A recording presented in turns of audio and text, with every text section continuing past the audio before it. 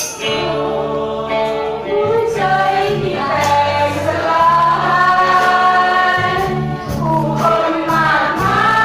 ยหลงทางไปจากเราแผ่นดินแห้งแล้งที่ต้องการความรักรักษาให้คืนเรามีชีวิตขอทรงสถิตอยู่เหนือเสียงอ้อนวอนไหลลงมาลงมาให้ท่วมแผ่นดินไหลลงมาลงมาเพื่อการฟื้นฟูไหลลงมาลงมาเพื่อรักษาหัวใจขอเทลงมาความรักเมตตาพระองค์เรามาเพื่อเราด้วยใจที่แตกสลายผู้คนมากมา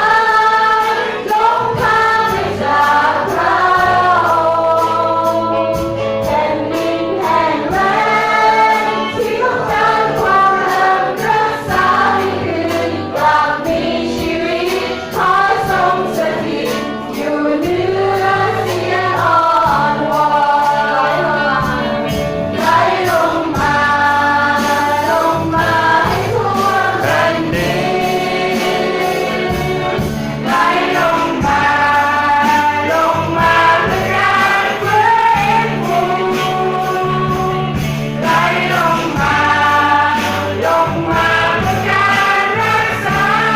หัวใจขอเทลงมาความรักเมตตาพระองค์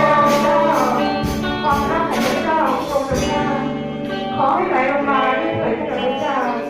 ไหลลงมาท่วมท้องในจิตใจของเราท่วมทั้งไปถึงคนข้างนอกให้เขาสัมผัสในความรักของพระองค์ให้พระเจ้าไหลลงมาลงมาให้ท่วมแผ่นดินไหลลงมาลงมาเพื่อการฟื้นฟูไหลลงมา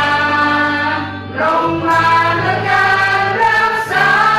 หัวใจขอเทลงมาความรักเมตตาพระองค์ขอเท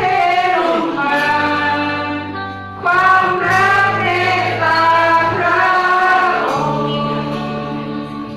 พระเจ้าขอความรักของพระเจ้าสะกดเทลงมาตราบใดที่เรา